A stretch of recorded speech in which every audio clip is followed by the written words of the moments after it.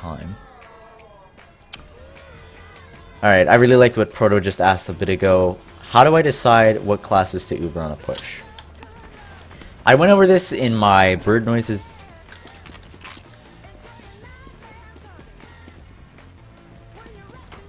Review.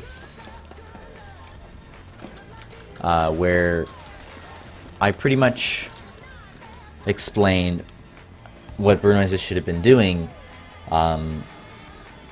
based on their Ubers, right? They were taking maybe the wrong classes or maybe going through the wrong entrance or whatever, and it was costing them in a lot of situations. So I'm just going to explain what decides what classes. Okay, so to do that, let's discuss what each class is kind of good at, right?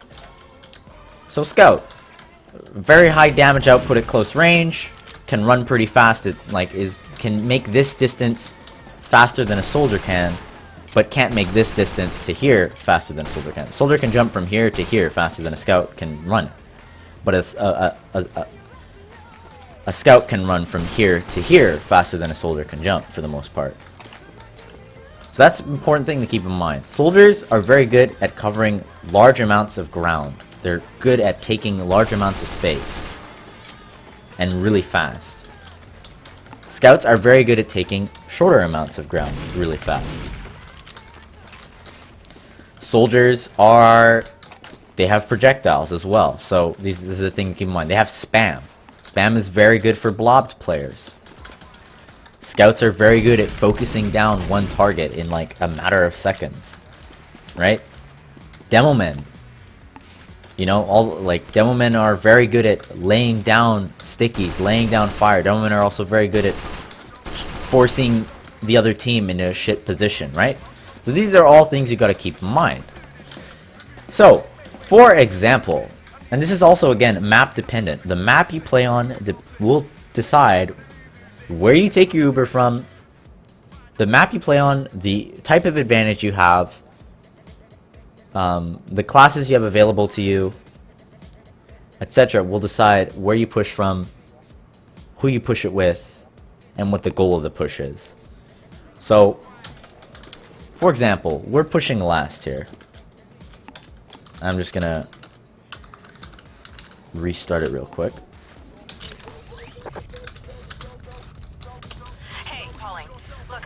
So I'm gonna go soldier here just to explain here. So we're pushing into last, and let's say it's a full Uber advantage, right? Now you have to think to yourself, if you want to make the most of your advantage. Okay, so first of all, look at the layout of this last. It's big, it's open, there's a lot of space for the defending team to kite, right? So these entrances by default are not that great, because these are entrances where as soon as you come out, you will be forced immediately. The problem with that is, now it wouldn't be an issue if the blast was smaller and everything was more condensed. But the problem with these pushes, when you're pushing into a last that is this large, is that you're going to be using as soon as you get through here, and that gives them plenty of time to just kite the Uber and just back up or back into spawn or all these other different things they can do, right? So again, so you have full advantage, but because of the way this last is kind of designed, you do not want to be pushing through these entrances. So already these two are out of the picture just based on that criteria alone. The last is large enough for them to kite, so you don't want to be pushing out of entrances that will give them even more time to kite, because your Uber will be using a little bit early.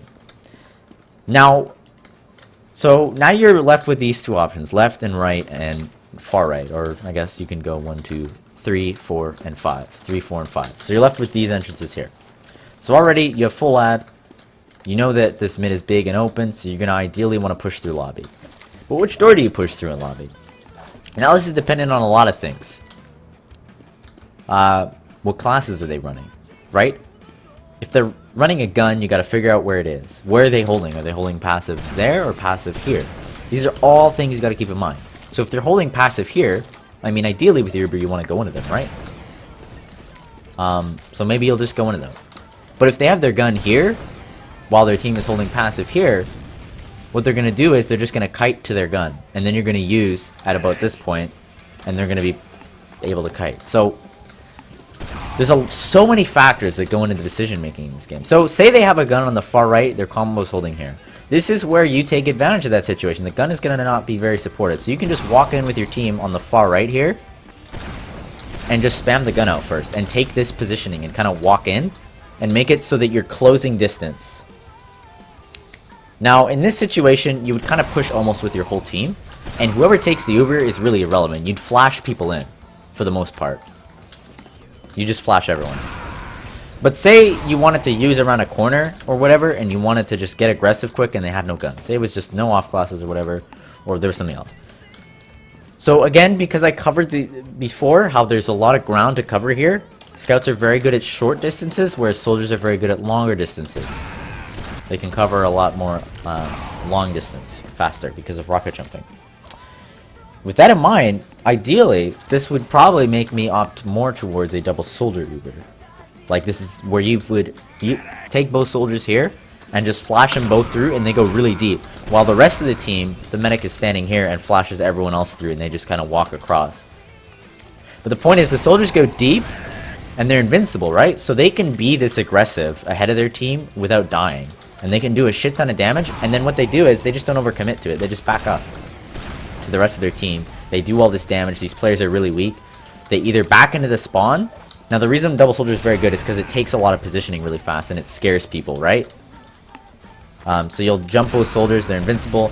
They're either going to kite back. They're either going to kite back into spawn, in which case you take that as a cue for your team to get on the point. They're going to kite into there, in which case you're going to start playing slow. Maybe bring some point presence again, to force them to drop out of that area where they're a little nervous. Or you just kill them all and you play it right. You play it right, you push with the rest of your team, and you get that aggression. And that's kind of the philosophy of what decides what a good Uber is. Demo Soldier Uber? Demo Soldier Uber is very good on this last as well if they're running a lot of off classes where they have a gun and a heavy.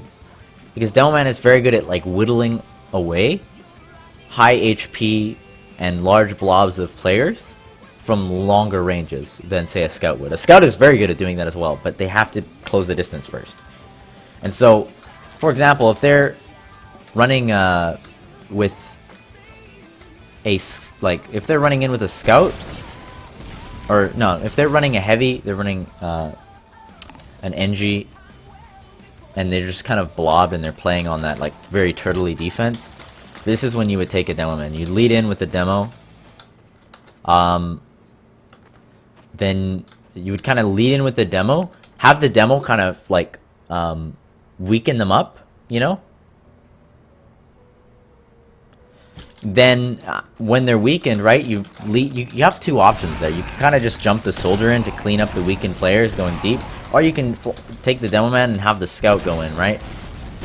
So like if they had a gun and a heavy, you'd take in the demo and soldier, use the Uber, spam the gun, spam the heavy, then you'd flash the scout in to get across and like kind of spam those weakened players, and then you'd bomb them. And those would be the decisions you make. You should always try to get some hit scan in with Uber. Not necessarily true, my friend. And by that, I mean you should always have everyone in the Uber. If it's Uber advantage, there's no reason to not have players in the fight if you're having an Uber ad and you're pushing into a certain point. But what players you prioritize in an Uber is dependent on that kind of stuff, right? So if I lead with the demo soldier, it does not mean that I'm going to ignore my scouts and they just don't come in, right? No, they're going to come in here, but they're just not going to be they're not going to be prioritized in that Uber. It's going to be these guys that are going to take a large majority of the flashes and the invincibility. So, again, I can't really go over every situation, but when you want to use an Uber, again, the components you have to keep in mind are how the map is designed and how the point is designed, what they're running and where they're holding. These are the things that you need to keep in mind, right? And I think the most important idea you need to wrap around is how all the again, to summarize,